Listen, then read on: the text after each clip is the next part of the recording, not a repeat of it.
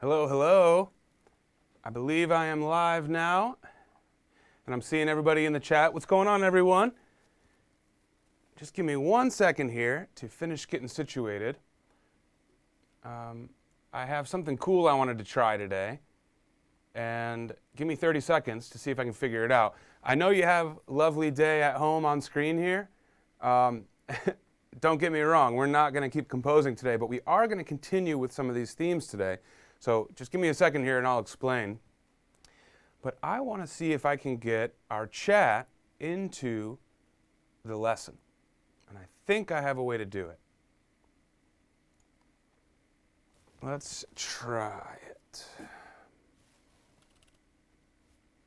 Sorry, I'm just a couple minutes late today. It's been a busy one. All right, I think I got it. I think I got our chat up here. That's pretty cool. It's kind of small, but let's see if we can keep it up. That way you guys can see each other and see the comments that are coming in as well. Why not, right? Let's just try it. All right, got to get things looking nice and clean here.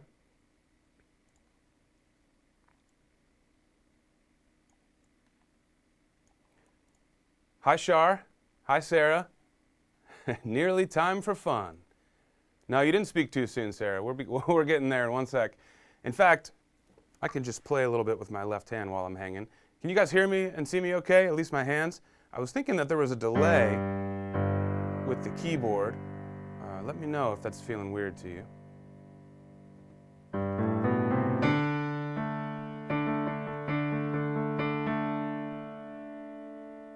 In the meantime,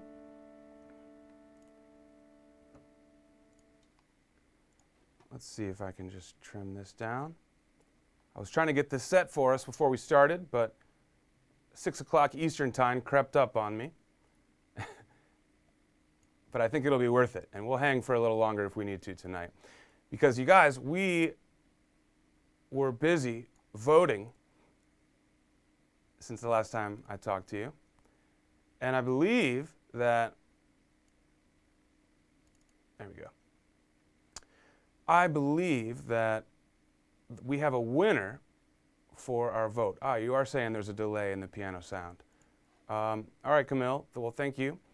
And I guess what I'll do, I'm definitely going to play a bit today, but I'm also going to, oh wait, this should help.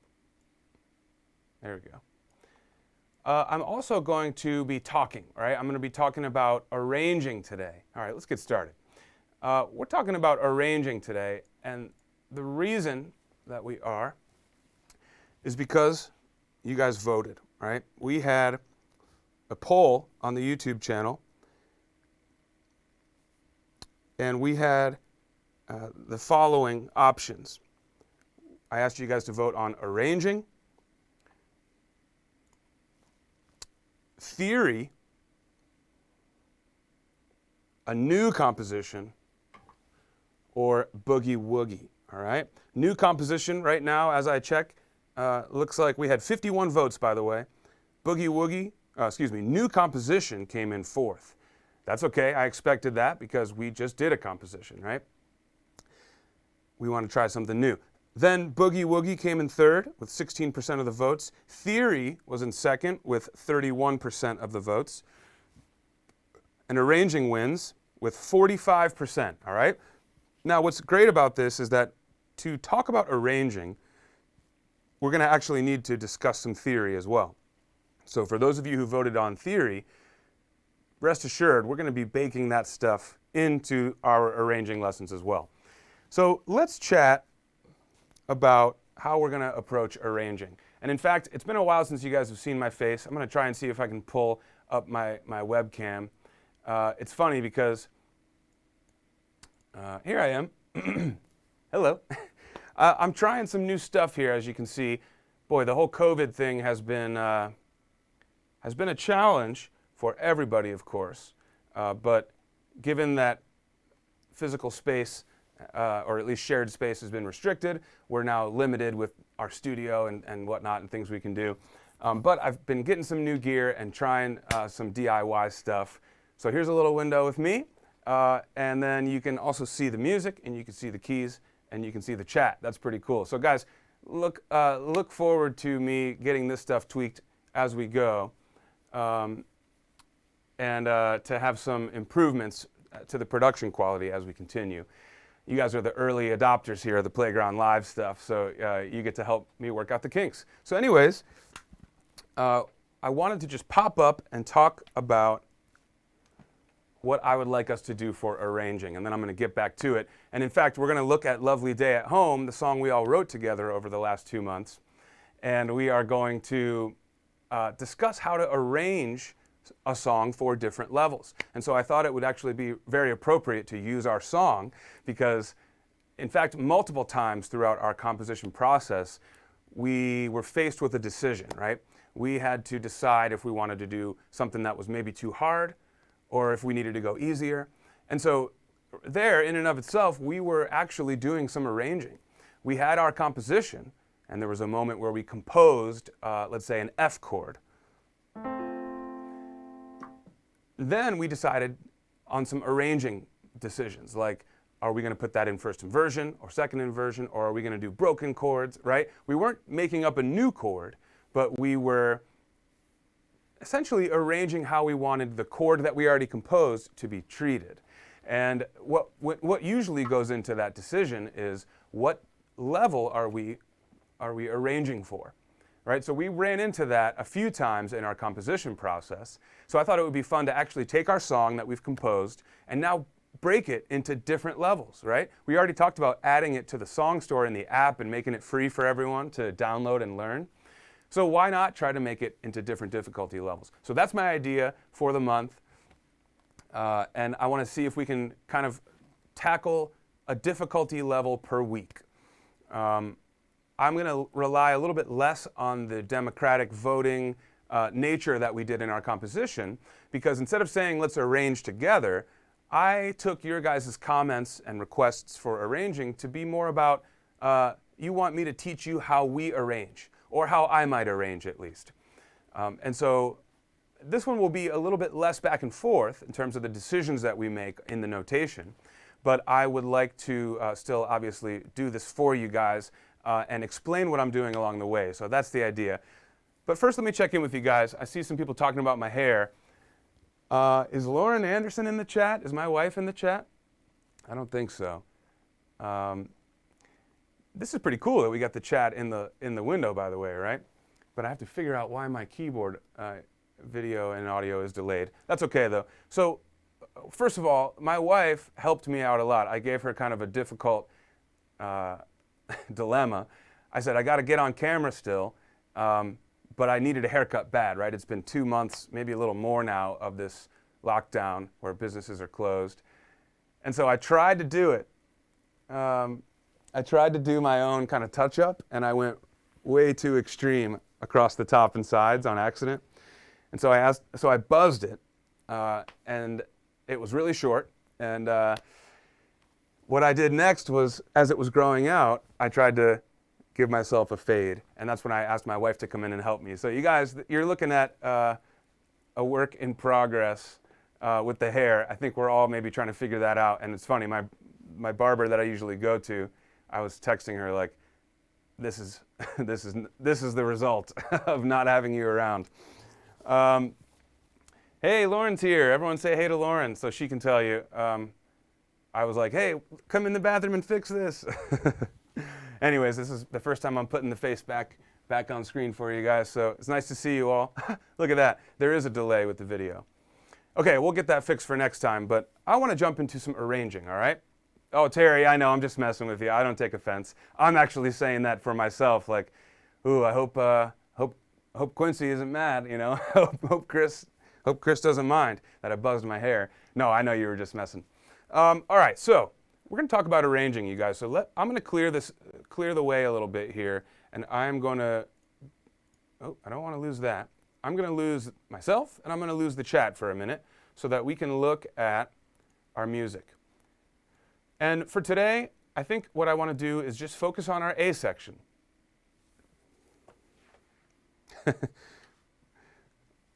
All right. And our A section, by the way, let me just play it down how we have it. And then I'm going to talk about some of the decisions that I would like to make as far as arranging goes for different levels. So I know you know the song, but let's refresh our memory here on the A section. Ready?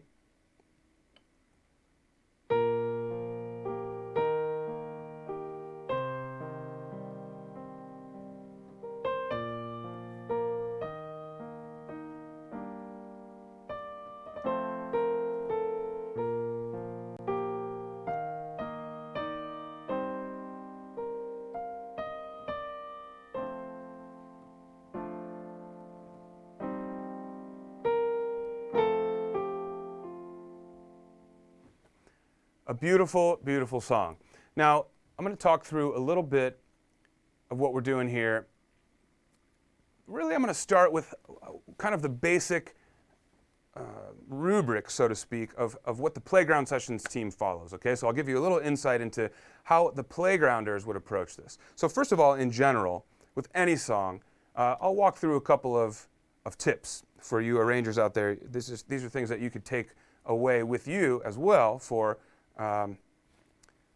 any kind of arranging you're going to do at home. And we might as well get my face back in the mix for this, since I'm going to, oh man, you guys, please excuse my my layouts. All right. So arranging. So what we need to do is take a few things into account. What makes a song, first of all? We need to take the song and figure out what is the essence of the song before we figure out what difficulty level is it, or what could we do to it to make it a different difficulty level. In other words, how do we make it easier or harder? Before we do that, I hope I didn't just lose my camera. I heard some beeps. All right. Sorry, guys. But I'll tell you what, we're going to get rid of that because we're mostly talking about score stuff today. Man. All right, so we're going to put me up in the corner, and we're going to get Sibelius moved over just a bit. There we go.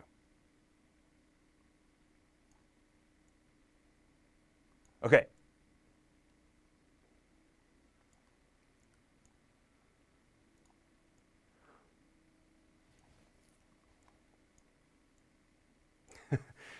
So, what are the essential parts of the song? We need to identify that first. Well, this actually goes back to some of our Theory 101 stuff where we talked about melody and harmony and rhythm, right?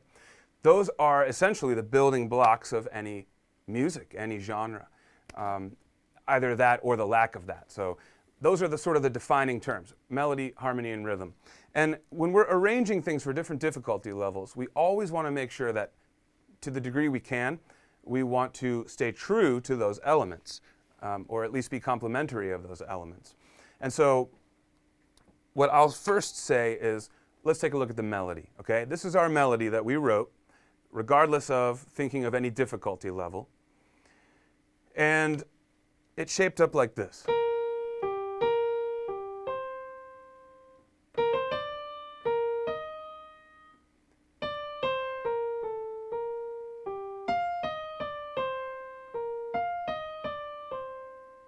Okay, we'll leave it there.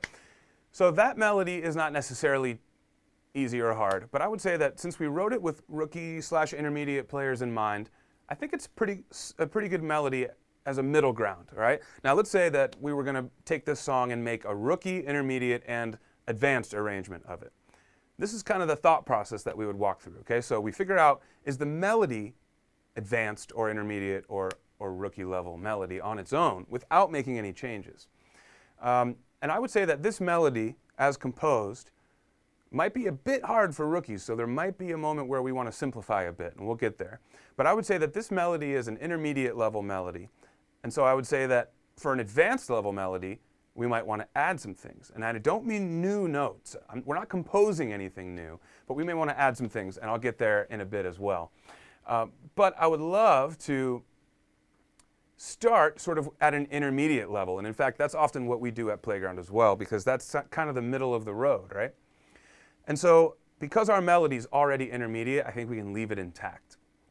But some of the things that we might do to our melody in general, without changing the composition, would be things like changing range, right? So instead of putting it here, if it was advanced, we might do this instead. We might start lower and then jump up. Same notes, same composition, but we're now jumping up in range, for example, to make things a little more interesting or complex. We also might add octaves. So many times you'll see that in an advanced level arrangement at Playground and beyond for piano is when we're playing melody in the right hand.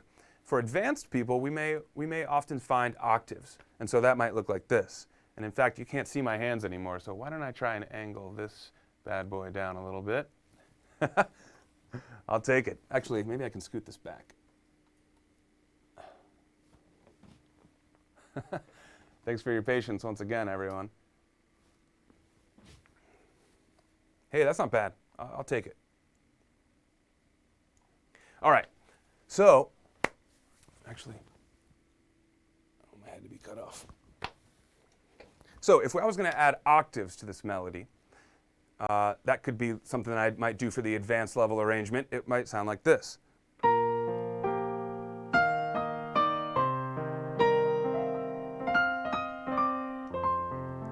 Okay, disregard what I was doing with the left hand, but my point is, I didn't change the melody or the composition at all. Well, technically, I guess I changed the composition because I added an octave, but it doesn't change the essence of the song. Remember, that's what we're trying to keep intact. So those are just a couple of examples of what we might do to change the melody's difficulty level. But remember, we are, I think, pretty comfortably here in an intermediate level melody already. So let's now shift gears to the chords, the left hand. And this is often where you're going to find the most change between difficulty levels, all right? So right out of the gate, a couple of general rules, all right?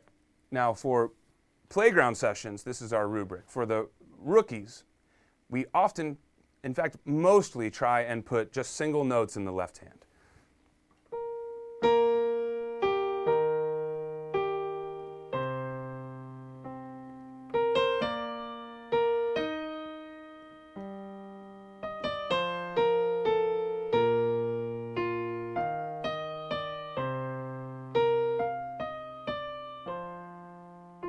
Something like that. And if we were to do that,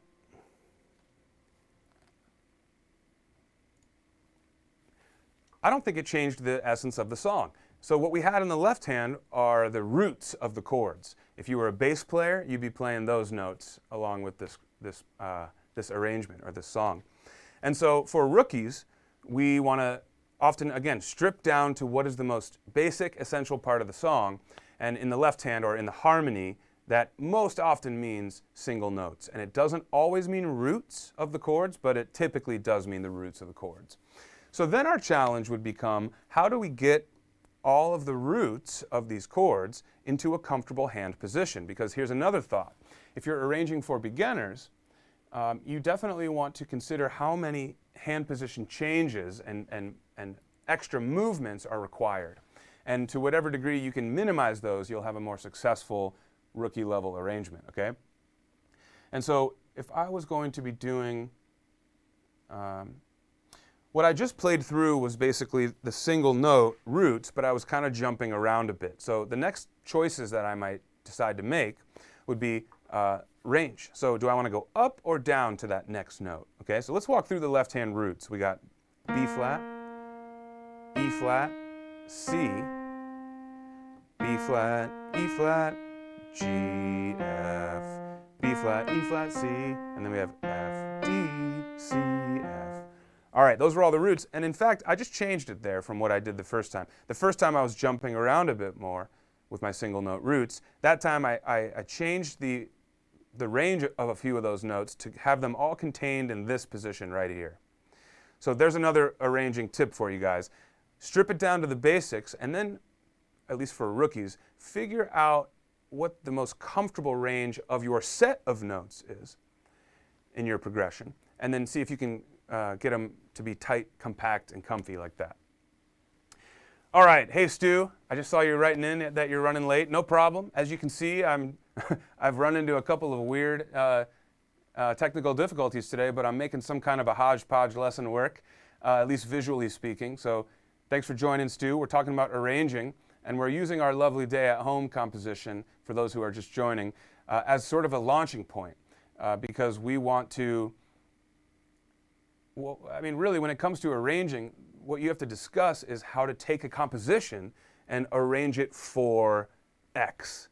What are we arranging for?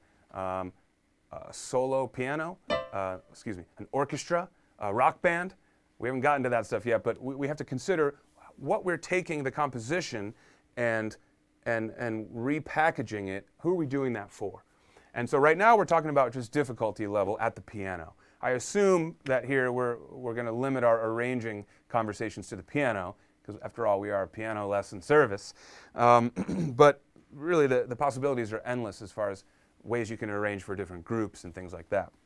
But we're basically just talking about the rookie level right now, how we would take this melody and this harmony and boil it down to a rookie level. But I'm going to pop into the chat real quick. I'm going to actually pull up the chat again, because that's a fun new feature that I just discovered. Bam! There you are. There's everyone. And here is me. Okay. So, what's going on? Hey, Lily Mae, you're in Vegas now. Watching on my mom's phone will work. Okay, Lily Mae, great to hear from you. Great to see you. I hope your move was good. Glad to hear you're there safe and sound. Dave, the scale lessons will get you more comfortable. Okay, I'm reading backwards. I should probably pop up a little bit, huh? There's my wife. My wife. Hey, Charlotte. Hey, Terry. All right. I'm sorry, I'm going to mispronounce your name. Ezra. It's hard because you don't know how to play the key signature. Ah, interesting. Fair enough. The key signature of this song is not the easiest. And in fact, that's another thing we'll talk about here in a minute as far as arranging tips, is transposing to different keys.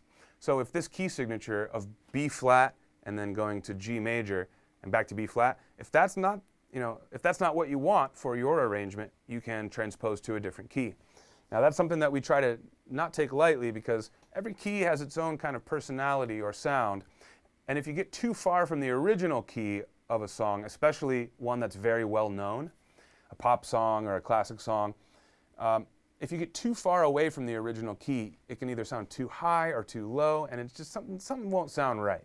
So we want to be careful about that. But yes, most often you can find a close key that is either easier or harder depending on your arranging needs or wants. Good point. Okay, so Dave is saying the scale lessons will get you more comfortable with key signatures. That's exactly right, Dave. Thank you for saying that. And also in our boot camp, I believe there's a lesson on key signatures as well. I'm trying to remember if that was David that taught that one or if it was me. But either way, check that out as well. Do some digging in the boot camp and see if you can find some lessons on key signatures as well. All right. Hey, Carlos. Hey, Tina. So Lily Mae, you've made arrangements before, but you struggle with finding good left-hand chords. Okay. Stu loves D minor as a key. Very dark. That's right. See, everyone's kind of got their favorite key, and certain keys feel or suggest a different emotion than others. It's pretty cool. I love D minor myself.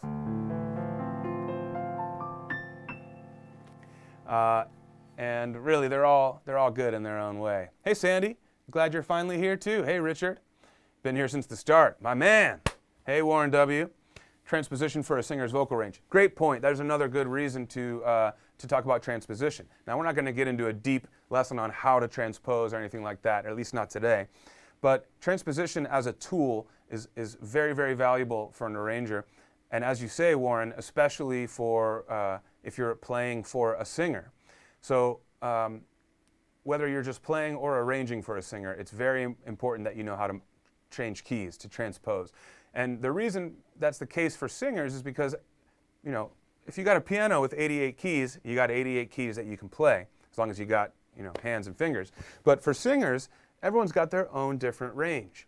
And for one singer, even who, let's say you have two male singers who are both baritones, even those two singers are maybe going to have slightly different ranges. So for one of those singers, a song in the key of B flat might be fine, but for the other singer, you might have to transpose it down to A flat, for example, or up to C, so that the singer can feel comfortable in that key. And in fact, it's interesting, if you're gigging with singers, especially in the jazz world, often you have to be able to do that kind of thing on the fly, because a singer will say, all right, let's play this song. Actually, I'm not really feeling the best today. Can we bring it down a key?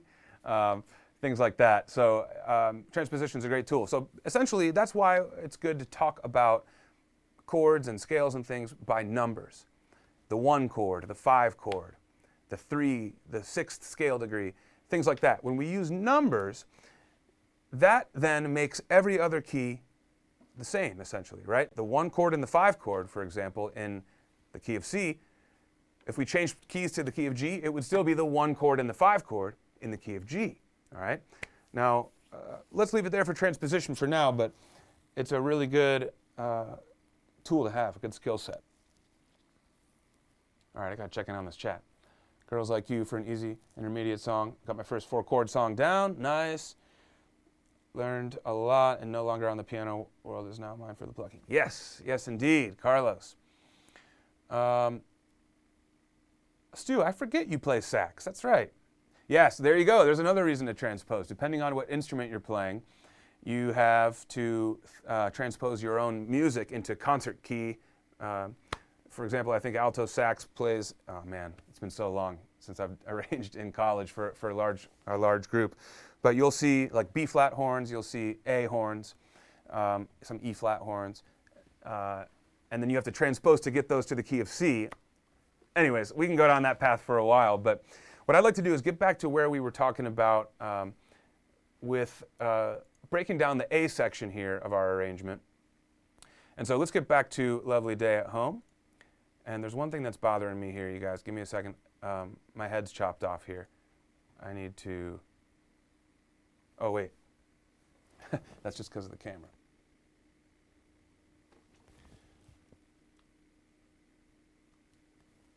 Is that better? No.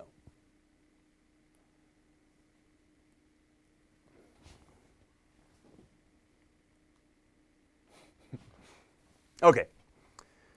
So, what we have here, to get back to Lovely Day at Home, is we have essentially the essence of the song is just melody and harmony. So what I'm going to do is strip this thing down, and what we're going to do today is try and get this thing to a rookie level. All right? We'll start with the A section and we'll see how far we can get. So I'm going to leave the melody alone for now. And what I'm going to do is simply get every one of these. All right. You're going to lose me for a sec. All right. So I want to get every one of these down to their roots. And here's what else that's going to do. First of all, we're not playing chords anymore. So that's going to make things a bit easier, regardless of if we're playing block chords or broken chords. But instead of outlining a broken chord, now we just have a single note. So rhythmically speaking, that's also going to make things a lot easier.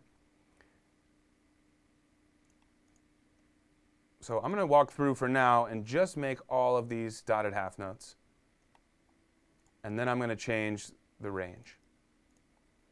Okay, now that one already is, so I'm just going to bring it down to the root. Then we're going to get that down to the root. Okay, making progress. We're already arranging.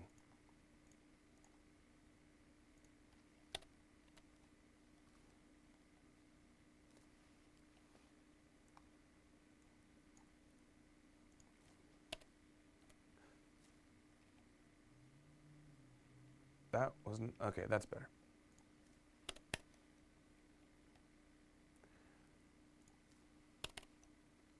There's a C. There's an F. Okay, so once again, I'm going to now go through and put these in the right range. So I had that up, I had that up. We can always tweak this stuff later, but let's just get them all closer together. think that was the range right there. And then here we went back up. And then F. Let's bring the D up. Okay. So, guys, we've just done some arranging. All right, we have our song. Our melody's intact. You can see I have not changed the chord symbols. And the roots in every measure now still outline that chord. It's just in its most basic, stripped down way, just playing the root. So once again, if I play this, we might already have a rookie level arrangement for that section. But of course, we'll keep talking about other things we can do. But here's that section now.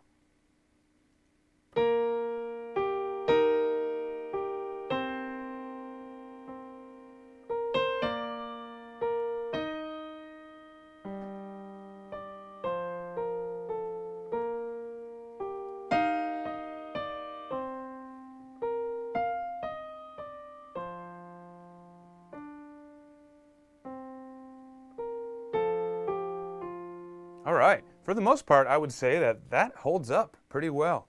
I still think it sounds a lot like the song. And that's what we're going for when we arrange.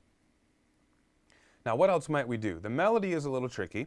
There are a couple of wide jumps. Specifically, I'm talking about this jump right here in the right hand. Oh, you can see my mouse, can't you? Not for long. Okay. So, one thing that I'm looking at here, now that I have my basic structure, melody, and harmony at the rookie level, now I want to go through and make sure that the playability is there at the rookie level. And one thing I look for that is I'll skim my melody and look for big jumps. And that's what I see here. All right, so that G is not hard to play on its own, but it requires us to reach down and then quickly up to that F. And so here's a couple things we might do to make that easier for rookies. One, we could just get rid of that quarter note, and we could instead make it a dotted half note on this B flat. Okay, and that would look like this. I'll take it from the beginning.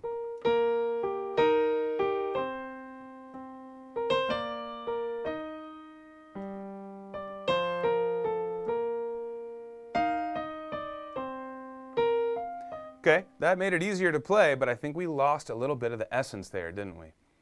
We lost a little bit of it. So instead, we could decide to keep that rhythm, but make the note the same as what we just played. Now, I know we're changing a note here, or at least we're considering it, and that's something you don't want to do often, but it's acceptable depending on the circumstance. You could make it up here, or you could, it was a G, you could take that G up an octave. But that also changes the arc of the melody quite a bit there. So here, this was good that we went through this process, but I'll tell you what, you guys, I think it was better how it was. So then we make the decision. Okay, if we think measure 9 and 10 and the right hand's going to be pretty tricky for rookies, we just need to spend extra time kind of teaching that part, right? Or if you're learning it, if you're a student, you need extra time practicing that, okay? So we're going to leave that, and otherwise I think the melody is cool as it is. So right there, that's pretty much how we would do a rookie level arrangement of this. Now, let's switch gears and take a look at an advanced level arrangement of this. And I know I said in the beginning I would like to try and do one difficulty level per week, but it would be a lot of work to go through the whole song of this here. So it might be better, I think, to focus on the A section today and kind of look at all three levels. And then maybe next week we can look at the B section and do the same. But we can decide as a group what we want to do next time. So, okay. I'm going to check in with you guys real quick. What's going on, fam? All right, so Stu, you play sax. Carlos, okay, just picking up where we left off. Camille, Phil, do you have a backup of the original before rearranging to the rookie level? Of course. Good question, though. So I've saved a new copy, and I'll do that for all of these. So wherever we net out with each of these levels, by the end of our arranging lessons, I'll produce a final version of each level, including where we left it with our final composition, which was where we started our lesson today. So I'm making changes to the Sibelius file, but I've already saved it as a new file. Yes, where can we find the PDF? So I'll get you guys, so I posted the final arrangement, or the final composition, I should say, to the Facebook community when we finished it last week. And I'll continue to post what we do in the arranging lessons there when we're finished too. But it's a good point, Carlos. Maybe at the end of this we should have a bit more of a comprehensive place that we store all this stuff that's available to you guys. And hey, once we get it in the app, it'll be in the app, right? All right. So Stu, Tina's saying more my speed if there was some backtracking. Yeah. Don't worry. Especially for those of you who came late.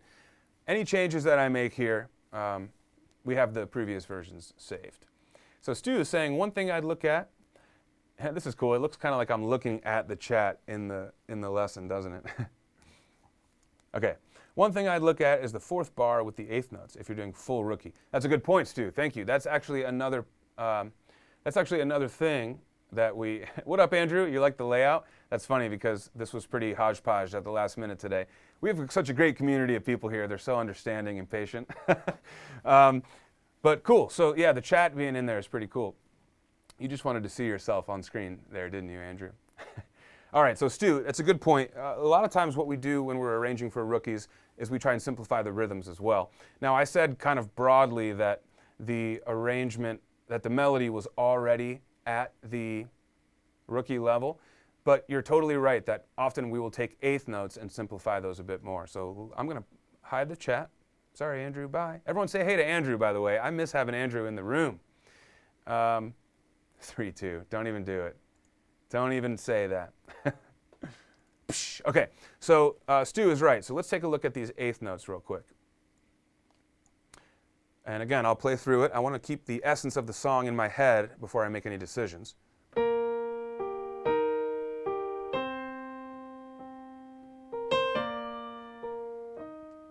Okay, so there's two things I think we should do here, or two things I think we should consider.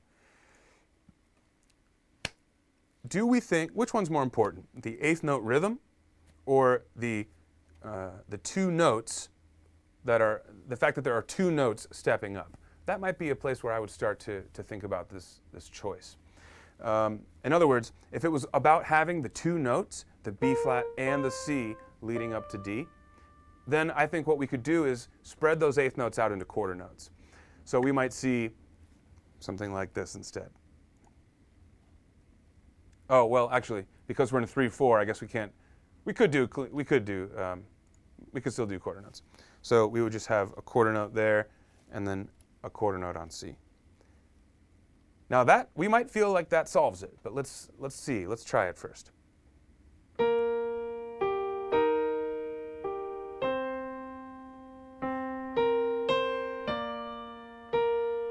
I like that. I think that works.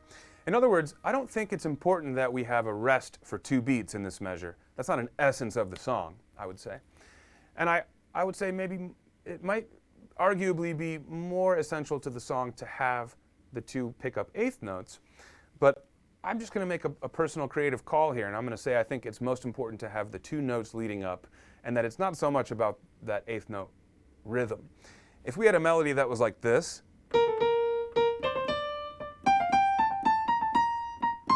with all those eighth notes, for example, I would say, yeah, we got to keep something like that intact.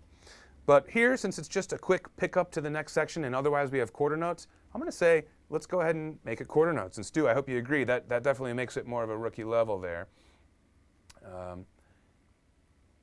Hey, Stu. Wow, Stu, you're a better friend than me. You're right. Tomorrow's the day that Andrew releases his jazz band's album.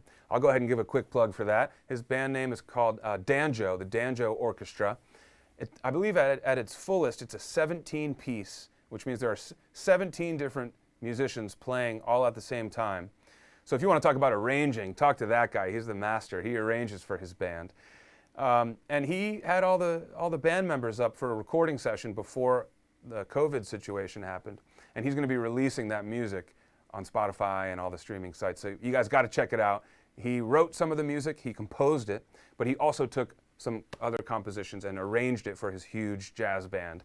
I happened to be the recording engineer on that too. So Andrew's also a friend, and we had fun with that. I hope you guys will check out his music.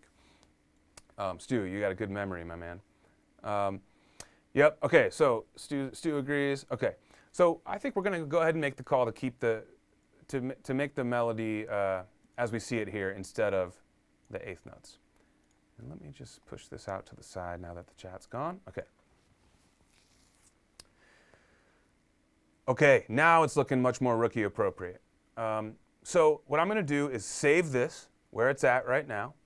I'm going to say save as, and we're going to call this rookie start, and I'm going to date it today as well. So wherever we want to pick back up, whenever we want to pick back up with this, I'll just pull up this file. But what I want to do now is save this as a new file again, and we're going to save it as advanced start, and then I'm going to kind of take or add to what we now see on screen to make it advanced, and I'll talk through my decisions with that as well. All right, now we're looking at advanced. So that means a couple of things. First, we're going to leave the melody where it is. All right, we may decide later to plus it up in some way, add some decorations, as Warren mentioned, some ornaments, right? In the last couple of lessons, we might decide to do some of that. And in fact, I'll go ahead and I'll put our melody back to where it was here with the eighth note, since we're now in advanced territory.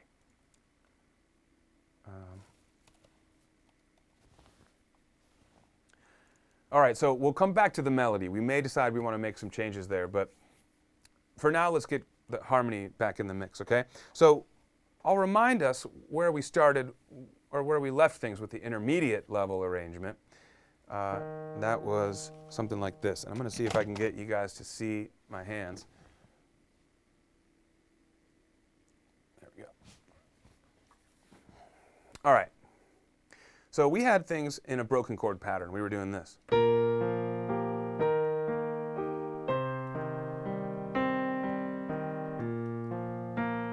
then sometimes we would do triads. Okay? So let's just talk about this stuff in general. If we have a chord, let's take a look at, I guess, what we have in measure 7 and 8. That, even at the intermediate level, this used to be triads, right? So I'll bring those back in. Let's say we have this two chords here, G minor and F. And let's say this is an intermediate level arrangement, and we want to spice things up a bit more. We want to make it harder. But we don't want to change the harmony. We don't want to make it a different chord. But we want to make this chord more appropriate for advanced, or this progression, I would say. So here's a couple things we might do, and I'll just kind of go through them and test them out as we go. And remember, a big part of composition was trial and error, right? Try something, listen to it, react to it, make a decision. Arranging is not much different at all, okay? So here's what we might do. We got root position triads. Here's one thing we could do. We could take our broken chord pattern that we were doing before, where we were outlining 1, 5, 1, right? But we could play that as a block chord, 1, 5, 1. You need a bit wider hands to do that. But what that does, if you then put it on the progression, G minor to F major, you get something like this. All right, and if I was going to...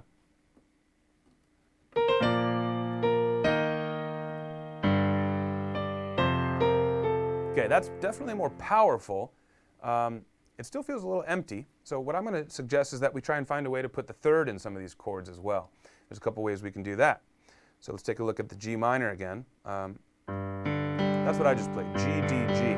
But I could put the B flat in there as well with my fourth finger. But things start to sound a little low and muddy down there for intervals that tight. So instead, I might try to bring it up an octave. How does it sound up here? And on the F chord, you could also add the third in there too. So I'm doing 5, 4, 2, 1 on, whoops, on each of these chords. Now that is basically just a block chord with an extra root on top. So I wouldn't say that's the best sounding, but again, we're just going through the different steps that we might consider as we're trying to arrange for a more complicated arrangement. And so from here, you still might decide, you know, I need some more rhythm. That's what I liked about the broken chords. We had forward momentum with our rhythms. However, single notes at a time, which is what broken chord pattern is, right? You play a chord single note at a time. That can also feel a little bit thin or empty too. So what if there was a way to combine this idea of like broken chord pattern where you play one or some of the chord tones and then the others later, right, over time. But you also play some block chords as well. Now I'm going to work through a couple different versions of that, but that could look something like this.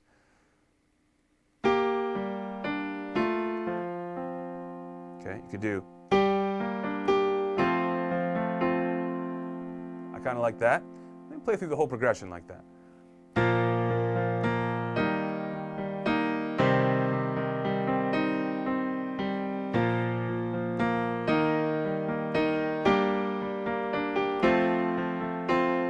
That's pretty cool, right? So that kind of feels like you're playing two roles at once. You're playing like a low block chord, like feels like you have that in there. And then it also feels like you're playing like a rhythm part, a rhythm guitar part even, something like this.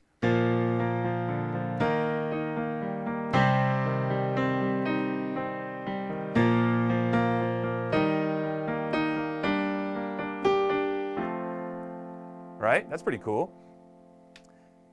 All right, I'm going to make a mental note because I liked that. But here's the thing too. With rookie especially, and also for intermediate, you're going to do a lot of repeating. And I hate to say it, but you're going to do some copy and pasting as well. In other words, you feel like there's a chord progression that works for you.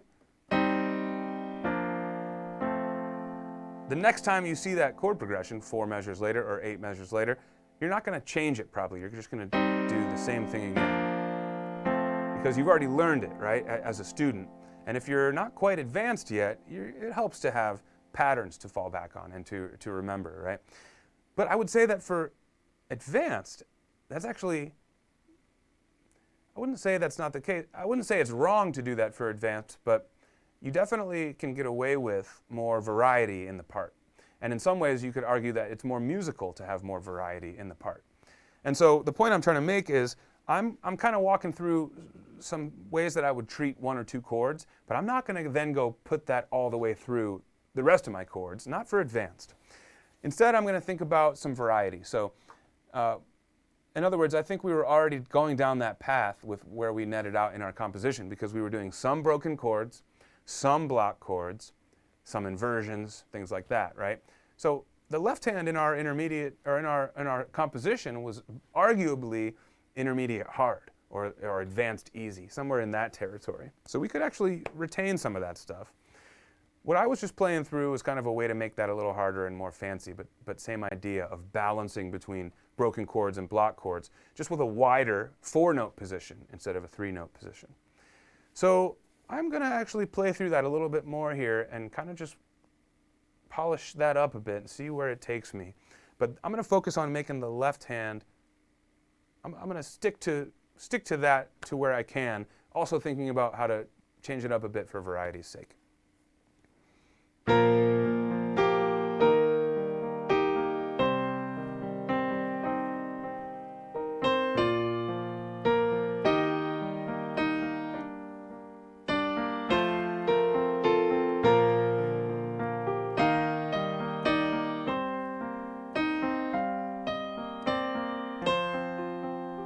Okay, I'm adding a few extra things there, and I'll talk about that too. But that's kind of the idea with the left hand. I'm really digging that because honestly, it feels like the essence of the song is still intact. The rhythmic feel is still there. The groove is still there as we know it. But it feels a little bit more full and lush, and that's simply because I'm playing more notes, right? A lot more in the left hand. Now, you may have also seen me do some things in the right hand there that were more than just the single note. So let's switch gears now and talk about that. I mentioned earlier that we might want to make some changes to the right hand. Although when you're arranging, taking an existing composition and making an arrangement of it, again, you don't really want to change the notes. You don't want to give it a new melody. And so what can you really do if you can't change the notes? Well, you can add range. We talked about adding octaves, but you can also add some harmony notes as well. So here's something that I do a lot. I know David Sides does this quite a bit too in his arrangements. And it's just a beautiful tool for arrangers to lean on for more advanced arrangements where you can play a harmony note in your right hand as well.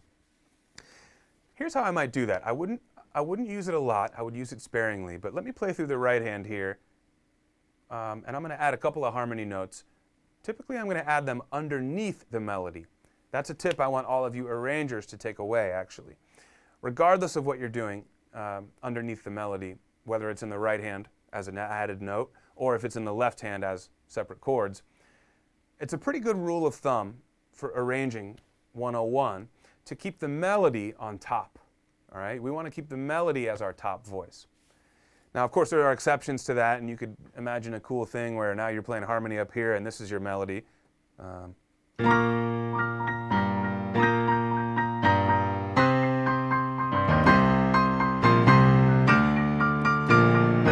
Whatever.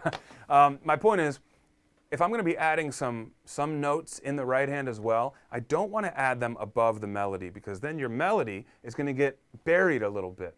And it's going to be harder for a listener's ear to pick out that melody. Now, the melody is sacred, okay? Quincy says that's the voice of God is melody, all right? Now, we definitely don't want to bury that, right? We want that to really sing out. So anyways, here's what I would do maybe in the right hand for adding some notes. Check this out. I already did too much, all right? Trial and error. Here we go.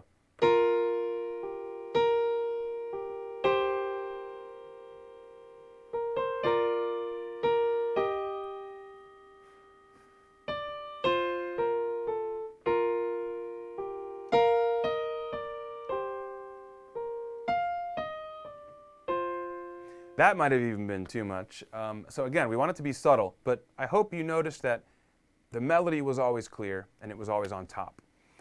Now, when you combine that technique with some stuff that you're doing in the left hand, it really fills things out nicely, all right? So I'll do the same thing there, but I'll add the left hand in a more basic way. Check this out.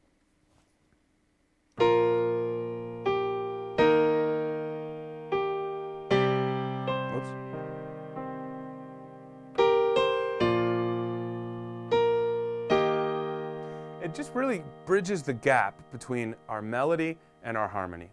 And here's another arranging tip. As you're putting stuff on the page, well, even if you're not writing it down or using a notation software, you could just be sitting at the piano writing, and that's cool too.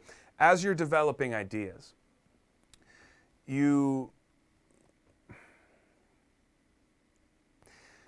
I don't want you to consider each hand independently of the other one. I want you to think about both of your hands as one unit, okay? This is what you're playing with.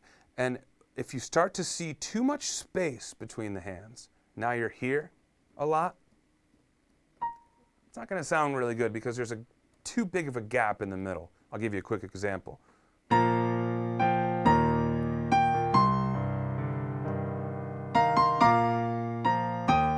Doesn't sound wrong because I'm playing the right notes, but that's a huge gap of, what is that, 4 octaves?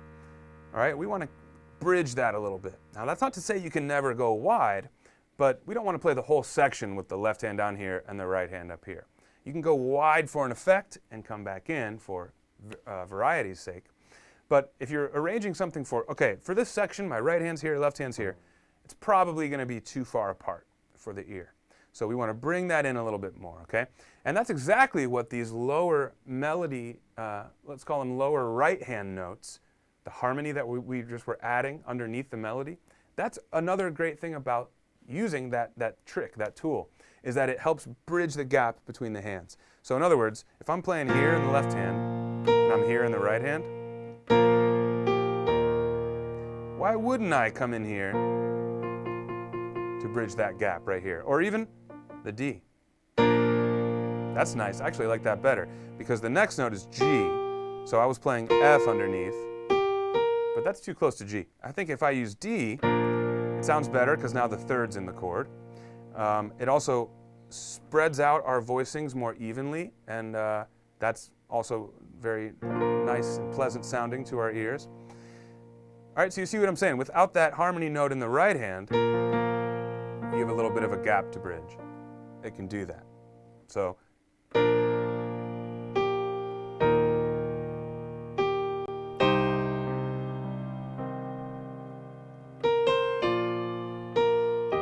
see that? So how do you know what notes to use and when and why? That could be a longer conversation, but there's sort of a quick, I don't want to call it a cheat sheet, but I would tell you that for the most part, you can use chord tones. So if you're playing a C chord and your melody is a C, you can add an E or a G underneath. We know that'll work because those are in the chord. So you could do this, right? Add the E underneath the C, or you could add the G.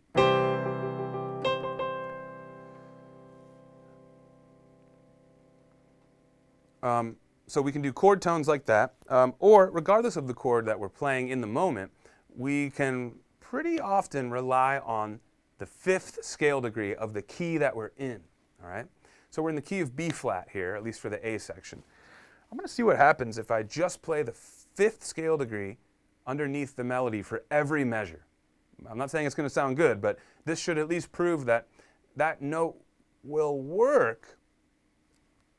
It will work over, I think, all of these chords. I'm going to test out my theory now, though. So check this out. I'm just going to play basic chords in the left hand. I'm going to play the fifth of the key, which is, actually, I almost forgot to give you guys a pop quiz today.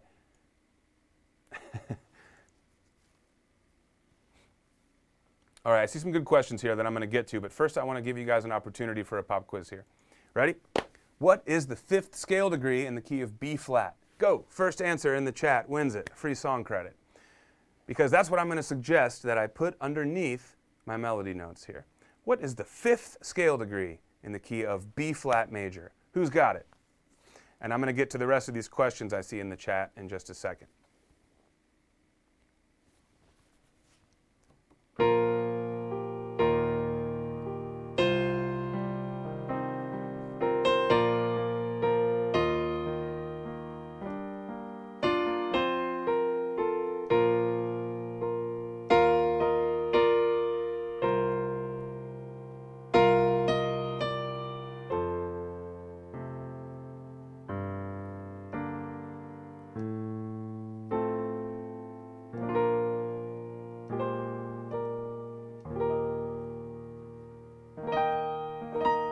Just going to give you guys a second here to keep chatting, getting your answers in.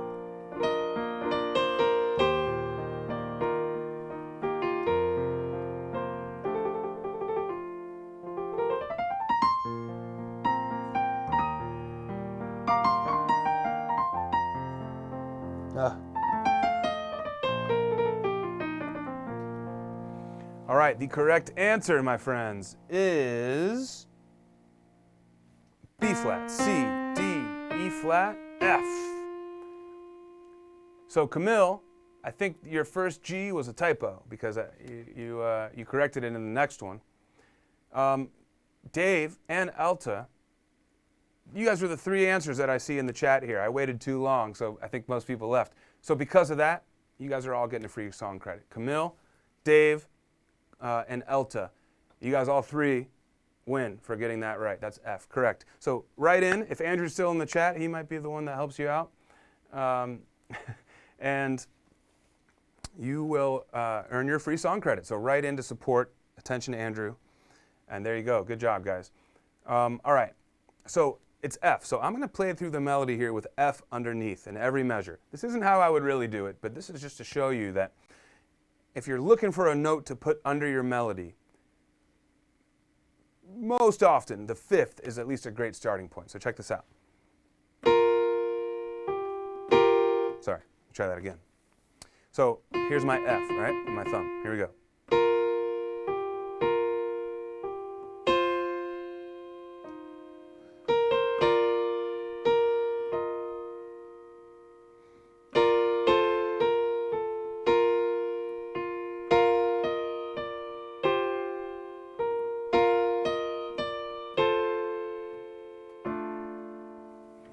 Pretty cool, right? I mean, that note just kind of sits underneath, and it's just almost like a drone underneath us. It's just always there. Now watch, I'll play that note on top of all the chords, all of them.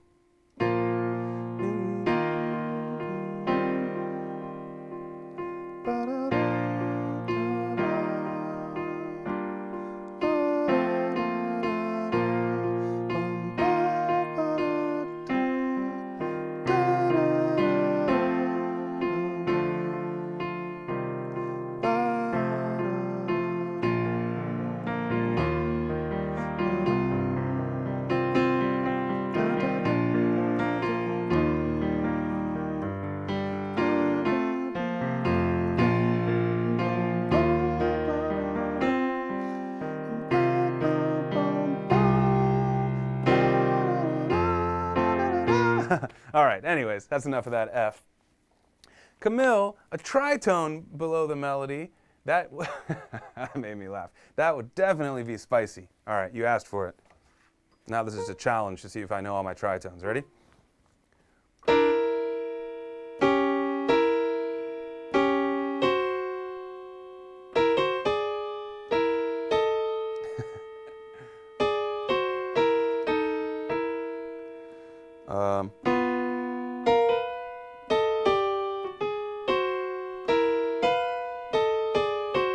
Oh, I bet you regret asking for that now, don't you, Camille? That's funny. Cool. All right. Tina, that's funny. All right. So Camille's getting into the right spirit of experimenting here, trying some stuff and seeing how it sounds. That's an effect, right? You're saying that would be spicy. Sometimes we want that jarring effect. And in fact, if I was arranging a song and I thought, this song sounds too sweet, we got to make it more crunchy and gritty or whatever the adjectives. Sarah Pickles is always throwing out some good ones. Now, what I might do if I was going to be in that hypothetical situation, I wouldn't do what I just did where I play a tritone underneath everything, but that just goes to show that depending on how you harmonize a note, you can get different effects. So let me give you an example here. Let's say I wanted to arrange Happy Birthday, and I wanted to, make a commentary in my arrangement on how everybody always sings that song in their own key. So it always sounds terrible when a big group sings it. I'm just making this up. But I would probably arrange it in a way that would create that effect a little bit.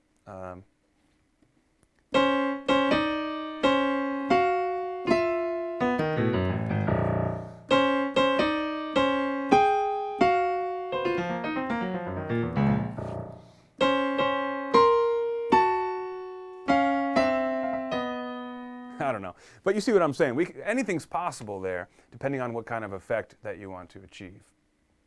Pretty cool. All right, so we're already over time right now, and that's okay because I'm going to make all of the changes that we discussed here for the advanced level in our score so that we can pick it up there next week, a week from today. But basically, let me recap a little bit of what we talked about for the advanced level, and I'll just highlight where did it go? What Richard Waterbury is saying. It can be pretty surprising, right? That one note would work with all those chords. We definitely didn't write that chord progression with that in mind, right? We didn't say, let's write a chord progression where we can have one note that works over everything. That just goes to show you the power of the fifth scale degree. Look at these chords. B flat, E flat, C. Let's see. B flat, E flat, C. We have a G, we have an F, and a D minor. You guys, this is every chord in the key of B flat except A diminished. But F would still work over A diminished too. It's funny. If we stay in the key of B flat and we don't borrow any harmony from other modes or anything, like how we have here, then the fifth scale degree would 100% work across all that stuff. It's pretty cool. And so I encourage you guys to actually lean on some of these things in composing too. If you're writing a song from scratch, you can still lean on these little tips as a way to help you get to something that you know is going to sound good. For example, I think we talked about this in our chords lesson a few months ago, but you can essentially find two notes often that will work over most chords, the 5th and the 2nd scale degree, interestingly enough. So let's go to the key of C for a second here. Actually, no, we'll keep it in B flat because that's what our song's been. So the 5 is F. We already said that.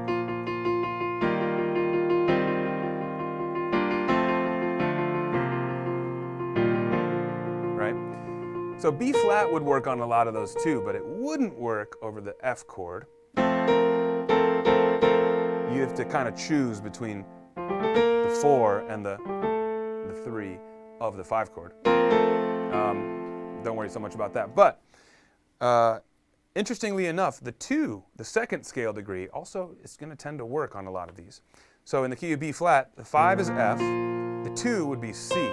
Now check this out. This is going to make it sound like a little bit of a different melody, but now I'm just going to do this. F and C over every one of those chords. Ready?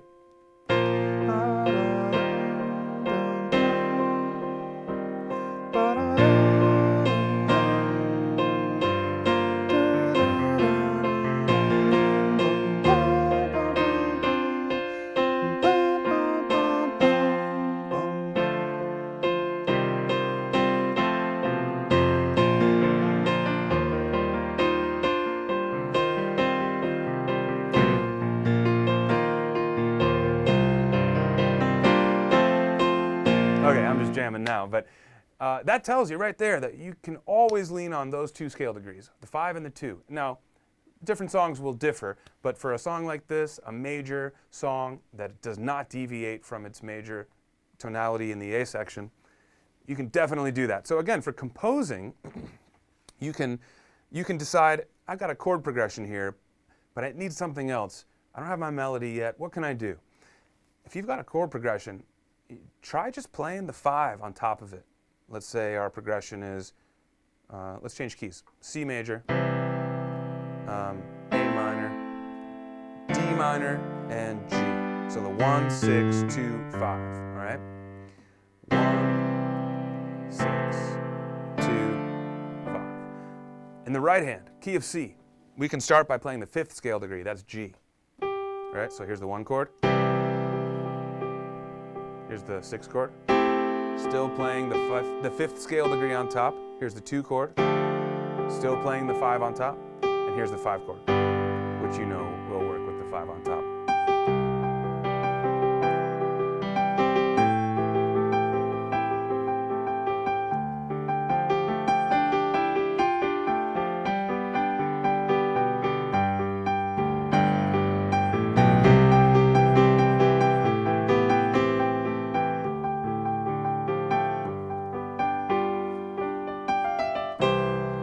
All right, so look at what that does to the progression. It can be a launching point for your melody, maybe, or it could be kind of a secondary harmony part that exists between the left-hand chords or roots and the top of the right-hand melody. You never know. But it's a good takeaway for you guys as arrangers and composers. Lean on that 5th scale degree as a common tone between chord progressions or underneath your melody. That's pretty cool, right? All right, I just want to pull up the chat one more time before I get out of here. And I want to just read through these last couple questions. Ouch! Adam's family birthday, that's right. That's funny. That's how you feel every birthday. So the more birthdays that go by, Stu, the more dissonant the harmony should be, right? So, you know, on your 80th birthday, I think we probably just go full atonal, freeform, post-tonal. We can have some fun with that. Yeah, that's funny. Or it gets more and more minor, right? All right, so it looks like Charles has some questions. Oh man, sorry Charles, you didn't get the notification. Oh, that's a bummer. I'm sorry you missed it. Well, we're going live next week, same time, Wednesday, 6 p.m. Eastern. I'm actually hanging a little later tonight just because, why not? We started a new topic today. But what else you got? You're learning the gospel scale. Literally can be used over any chord. Charles, I think you might be talking about the pentatonic scale. Very, very, let's see. Yeah, the pentatonic scale is interchangeable kind of with, I think that's what you're talking about. Correct me if I'm wrong, but you're totally right. That scale is applicable across everything, or I should say many things. And the reason is because it's only a 5-note scale. There aren't 7 or 8 notes in the scale like many other scales have. And there's only 5, so that means that there's more room for it to be applied to more scenarios. There are fewer notes to have to make work in different scenarios. The pentatonic scale is awesome.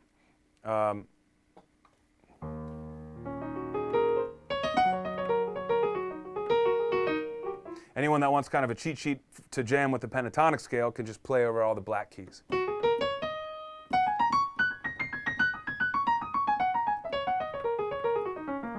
That's pentatonic. And you can play that kind of stuff over a major chord or the minor. Or you can change chords fully. I'm going to go to a B major chord down here. Oops. Right? And then you can get into some really cool stuff, superimposing pentatonics over other harmonies. You're definitely right. Now, Charles, you're saying you're confused. Isn't the 2 of a major key always a minor chord? Indeed it is. You're not spamming us, no worries. By the way, you all should feel more than welcome to chat away during the lesson. I'm not just trying to say that so we get, more comments and stuff on the video. It's just not distracting to me. And then when I do come in to check, I like to go through and see what you guys are writing. So I love a busy chat box. It makes me feel like we're not all, alone in our own rooms, right? Charles, 1625 is the turnaround progression. Sorry about this. Yeah. So Charles, what I was just demoing there was 1625. And I'll break that down just quickly one more time for you. In the key of C, you're right. So that would be C major. 6 would be A minor. The 6th chord is always minor. The 2 chord is also always minor. And then the 5 chord is major or dominant if you're adding the fourth note. So what we have is C major, A minor, D minor, and G major. And the rule still applies, right? The 5th scale degree in any key will work over any chord in that key, right? So we talked about that in the key of B flat. Here it works in the key of C as well. That would be the G note. G is the 5th scale degree in the key of C. So we have G that could work over that chord progression. C major, A minor, D minor, and G major. And then I said you can also add the 2nd scale degree. So in the key of C, that would be D. So I'll have G and D on top. And that would sound like this. So here's C major in the left. Here's A minor. Here's D minor. I love this one. I love D minor with the G on top. And then the G chord.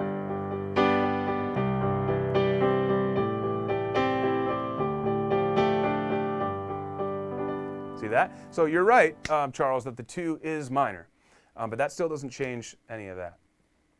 Sarah, I don't remember if there was a question that I said earlier I wanted to answer. I apologize if I missed somebody. Hey, here's a question. Hey, Sandy. How long have I been playing the piano? How long have I been playing the piano? So I started lessons officially when I was 12 or 13, and it didn't really stick. It wasn't anybody's fault but mine. I was just a punk kid, and I didn't want to practice. But I always loved to sit down and pick stuff out by ear. So I still feel like that's my strongest suit because I picked up that skill and honed that skill in my formative years. But that kept me sustained on the piano without lessons. I wasn't really able to read music until I got to college. And in college, I decided to. Sorry, I'm just catching up on the chat. In college, I decided to study piano for my major. And that, I'll be honest, that was mostly because I didn't know exactly what I wanted to do in my career. I didn't expect that I'd be able to make piano my full-time job for as long as I have. So I more so chose that to just kind of continue having fun with music while I figured out what I wanted to do, right? And so I was in college in like 2005. And I started taking real lessons, at a college level then, and that really upped my game with reading, of course, and some of the technique stuff. I was required to learn some classical pieces, even though I was studying jazz. That, of course, helped a lot. So I guess I started playing around 12-ish, but I've really been studying. I started studying hard in college back in 2005. And after college, I've been teaching. I've been lucky enough to teach and play basically full time since then. So it's been a while. I'm now almost 35. I'm 34. You guys do the math. Sarah, you're on a year and 3 months of daily practice? Sarah, that is awesome. You know what? Sarah, I can't believe you don't have the app. After all this, I would love to see what you're working on in the app. That's okay, though. Very, very cool that you've been practicing that long daily. You got me beat. I wish I could clock daily practice, but I'm trying. And these lessons actually help me stay fresh and nimble on the keys. Sandy, how about Phil? I wonder if you're asking how long am I on daily practice?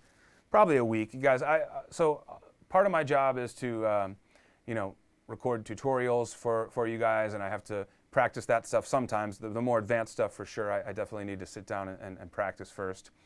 And so I guess during the weekday, I definitely am touching the keyboard at least once a day for sure, but I'm not always in deep practice that is like challenging me, I'll say. But and then on the weekends, I definitely try and maximize my time with my family. And we have a piano at home, but it's more like a family jamming tool. My 3-year-old loves to make up music with me and stuff. So, Charles, thanks for your input. Helps reinforce my theory knowledge. 100%. That's like I said in the beginning. Even though theory as a topic got second place and arranging got first place, there's a lot of crossover here. So we're going to be talking about theory regardless, really, of what we're talking about, especially when it comes to composition and arranging. Sandy, you're 75, so there's still hope? Oh, there's hope until your last breath, Sandy. I mean, music is I think, the most important thing, and I think you're definitely not too old to learn. In fact, many of our playground users are, I think, 60 plus. If for no other reason, then you can end up with more time on your hands when you retire. Really, it comes down to time. So it's not that an older adult can no longer learn. It's just realistically, adults are more set in their routines, and they already have a lot going on, and it's harder to put in the time that it takes. But if you commit to putting in the time to practice, doesn't matter if you're 150 years old, you'll make progress, right? All right, you guys are still chatting, so I'm still hanging, This is fun for me, too. Charles, you're working on the 16th note riff in Always a Woman. It has 4 different time signatures. Oh, man. So it's interesting. When you're talking about 16th notes in different time signatures, often what you can do to help is just don't even count the beats. Let's say you're in 5/4 and then 4/4 and 7/4. It doesn't necessarily help to go 1, 2, 3, 4, 5. 1, 2, 3, 4. 1, 2. That doesn't necessarily help. What helps is to count your subdivisions, your pulses, to feel the pulse of the 16th notes. And then you can just learn it as whatever the riff is. You just kind of memorize the riff. Yeah, is it on the and of 7 or the E of 2? Maybe. But when it comes to changing time signatures, often, in my experience, I think it's best to just feel the pulse and subdivide. And it's funny, I used to play in a Mahavishnu Orchestra tribute band, and for those of you who know that band, John McLaughlin on guitar, and just an all-star band, they were famous for having these ridiculous, crazy riffs, and often were in super weird time signatures, like 11/17 or like stuff like that, 17/8, stuff like that. Really, if you try to count it out like that or read it, it would be super hard to feel that internally. But when you just listen to it enough and you feel the pulse, it makes sense. And then you start to realize that counting the time signatures for each measure, that's more of a tool to help you learn it if you lean that way. But it's definitely not something that you would do when you perform it or when you've got it down. You just kind of know it as that riff, and then you feel the pulse. Lauren, wait, I gotta go up. Cool. Hey, the chat's super active right now. This is great. Sandy, you play daily too. Man, that's so awesome. You say even if just for a half hour. Sandy, half hour is great. Some people sit down and say, I only got 10 minutes. And even 10 minutes is helpful. So 30 minutes a day that's great. I think you should feel good about that. Learn languages through songs. First of all, that's an awesome channel name. I'm intrigued. I have to know what that means. I have to know if that's something that you do in your channel. You say, when I play 1625, I think it also sounds good with 1645. Are these two progressions replaceable? Sound like heart and soul. Man, what a great question. And you're absolutely right. 2 and 4 most often are interchangeable. Can I highlight this comment? Yes, I can. Check it out. All right, that's the comment I'm answering. Man, I really like having the chat in the lesson. Here, and I'll tell you what.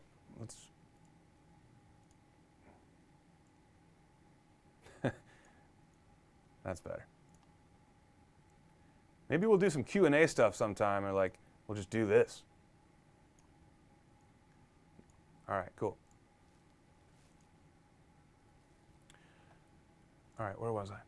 All right, so this is a great question. 1625, 1645. Yes, those can be interchangeable. And in fact, I'll just get more specific. Just the 2 chord and the 4 chord are most often interchangeable. That's because they share 2 of the same 3 notes. So let's take key of C, for example. That's where we were before.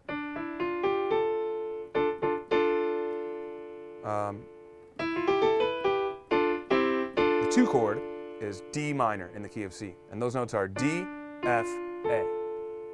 The 4 chord is F major. Those notes are F, A, and C. So 2 of those notes are already the same. Functionally, the 2 and the 4 chord often serve a very similar purpose. So in some ways, they are interchangeable. Just know that, generally speaking, although they are interchangeable, the 2 chord has a little bit more of that melancholy feel because it's minor, and the 4 chord has a little bit more of that like hopeful and earnest feeling because it's major. So I can play Heart and Soul for you just briefly because you mentioned that. I'll do it both ways, and you tell me what you think.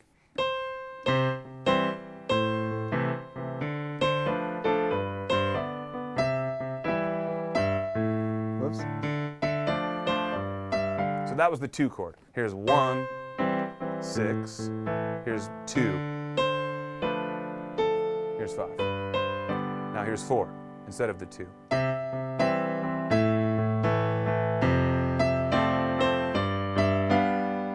They both work. And in fact, it could be cool to change it depending on which section you're playing. That progression repeats, as you know, through that whole song. So sometimes maybe you want to do 4, sometimes you want to do 2. Up to you. That's kind of fun. I just realized I try to play both parts. I used to do this a lot with my mom. She would play the melody up top. I'm trying to do both now.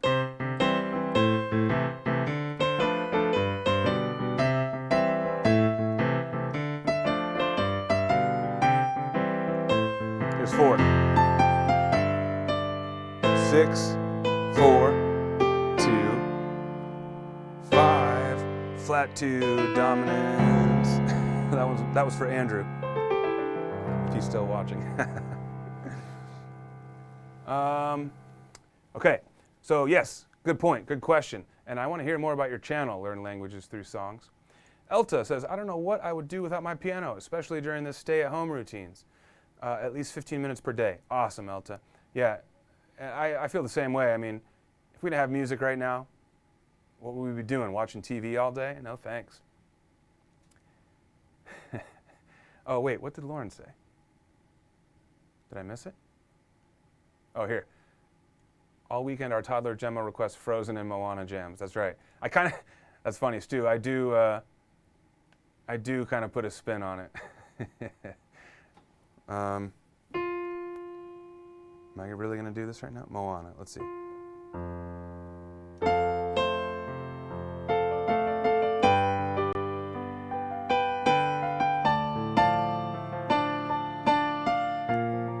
Lauren, if Gemma's watching right now, let me know. I could be the perfect daughter, but I come back to the water, no matter how hard I try. Yeah, she sings at the top of her lungs. It's so cute. So we have some fun with that. That wasn't my jazzy version. I just Just like to jam on that. Sandy says, the Hanon course has been a blessing for my left hand. Amen. You know, sometimes you need to trick your left hand into practicing extra. We just overcompensate for our weaknesses. Maybe that's a statement in general, but on the piano with our fingers, we overcompensate with our stronger fingers, and we typically try to bend outward and use these fingers less. I think that's also true just in general between the hands. So if you've got something to play, typically, most often people will put their right hand up instead of their left hand, for example. So the left hand almost needs to be tricked into getting some extra practice. And the Hanon, I think, is the perfect thing for that. In part because even the first Hanon exercise has you stretching between 5 and 4.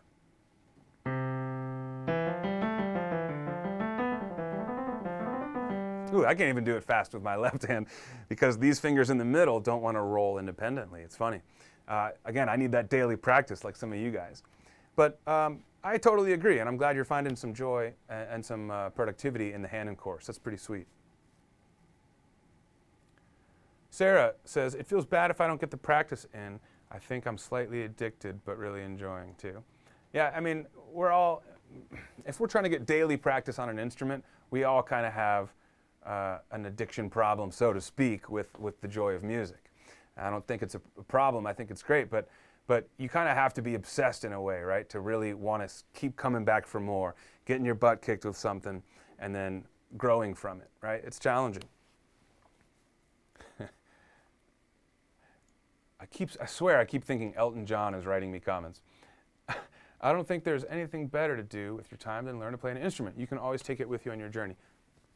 Couldn't have said it better myself. It's harder to take a piano with you, but I guess there's keyboards, and the PG-150, by the way, you can plug batteries into. I keep forgetting about that. So when the weather warms up and we're allowed to go outside, you might find me in a park just jamming on the PG-150. Totally right. Okay, hey, Anna Marie. My 10 minutes of practice ends up being 2 hours. Oh, that's the best feeling, right? You're like, I'll sit down for a little bit. And then you're like, whoa, it's dark out and I haven't eaten anything. Those are good moments. I haven't had those in a while. I've been pretty busy, but it's good to be busy too.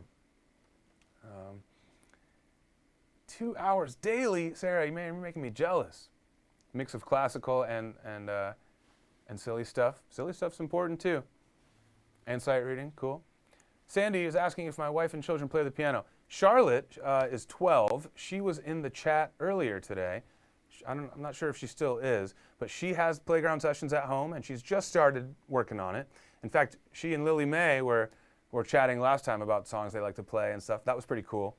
She's now working on a Rihanna song and a Beyonce song in the app.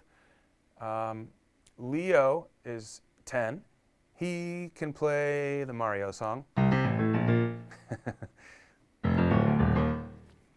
And Gemma just likes to make up music. So we take like a kid's book. She picks a book of her own, and we put it up as if it's notation. And we just make up a song on the spot and sing what we're seeing in the book. So she'll be like, Curious George is hiding in the bushes. Making up something, and I try and just jam with her, and she just plays whatever while she's doing it. The key is that she's having a blast, and just we're having some fun jamming with music together. So when she's older, I'm hoping that the seed will be planted, so to speak.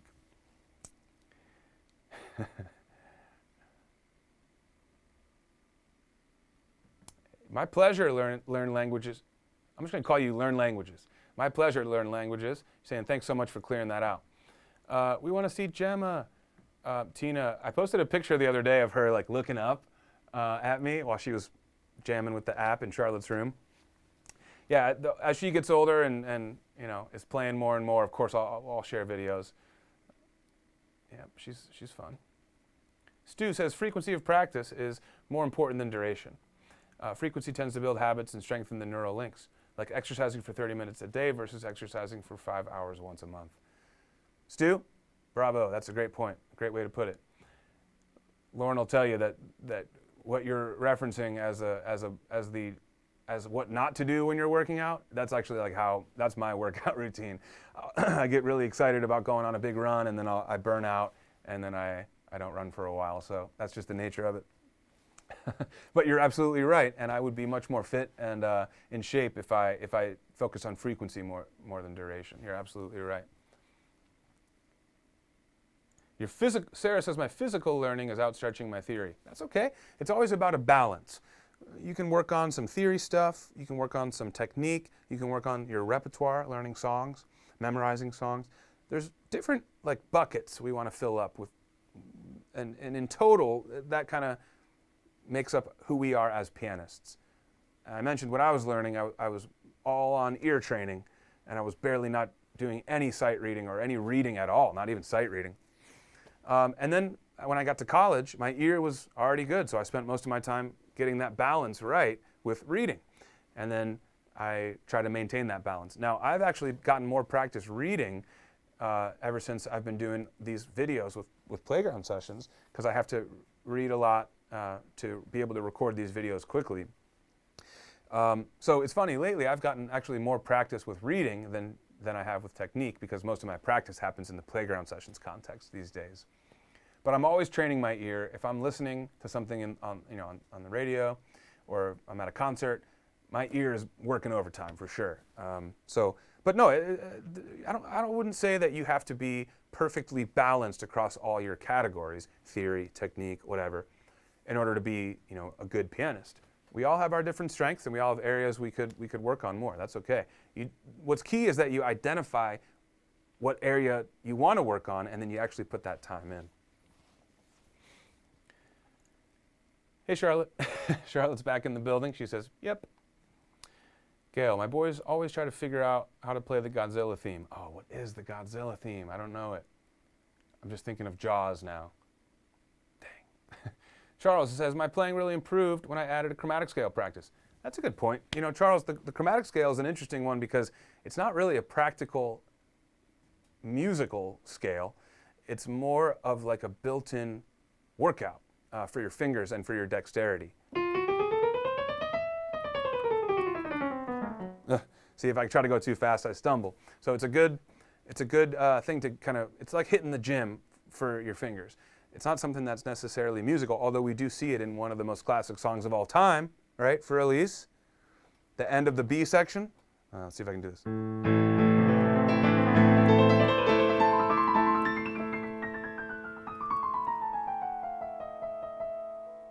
And then we kind of cascade down through that chromatic scale. But no, great point. That's a great thing to practice. What's also something fun to practice with the chromatic scale is starting in middle C and then going outward with both hands. So first you would do your left. Then you want to try it together.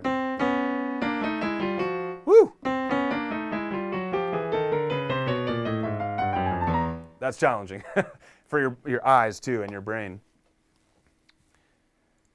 Elta says, I'm thinking about making piano chord flashcards to put by my sink. The ABC song to hand washing is pretty boring. That's a great idea. I love it when people get creative on how to work on stuff. A lot of my friends in New York or my playground sessions colleagues, whenever they're riding the train or in a taxi, for example, since you're not driving, you're free, right, to do what you want. And often I'll recommend that people pull up note naming flashcards when they're on the way to work, for example. Any time that you can spend at the piano is great, but any time you can spend that's focused on developing your music skills away from the piano is also great. Yeah, I encourage it. Sue's got to go. I got to go too, my friend. I've been having so much fun hanging with you guys. My wife's probably like, get home.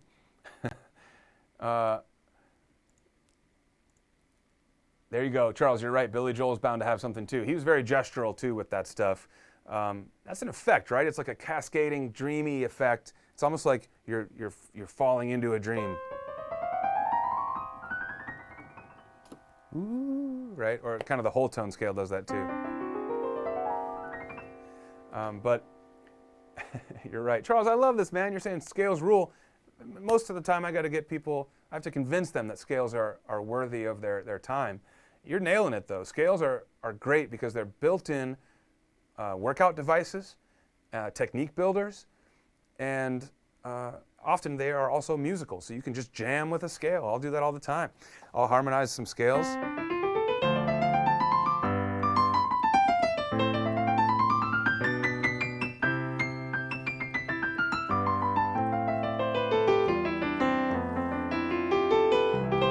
Why not, right? It can become a song, too. All right. Scales can be boring, but they get a bad rap. Charles and I are on the right path here. Scales can open you up. It doesn't restrict you. Oh, I got to practice this boring thing when I really want to practice that cool thing over there. Don't think about scales like that. Scales are like a key that unlocks a whole door of possibilities for you at the piano. I mean that. Charles has the right idea. Doesn't mean you won't find them boring sometimes, but you can find ways to spice them up so that you can stomach practicing them for longer periods of time. You guys, I'm going to call it here, but I love where we netted out with the layout of our video. It's like you can all see the chat. I can see it. I can talk right to you guys. I can smush Sarah Pickle's head almost. All right, it's been a long day, you guys, so I'm going to call it there. I'll see you guys in a week. Wednesday, 6 p.m., we'll continue down this path of arranging. By the end of the month, we're going to have a rookie, an intermediate, and an advanced level lovely day at home. At that point, I think it'll be time to introduce it to the rest of the Playground Sessions community by adding it to the app. That'll be super fun. Thanks, as always, for the community and the support, and for hanging out, talking piano. I could do it all day, obviously, so I'm going to get home. But thanks a lot, guys, and I'll see you next week. Peace.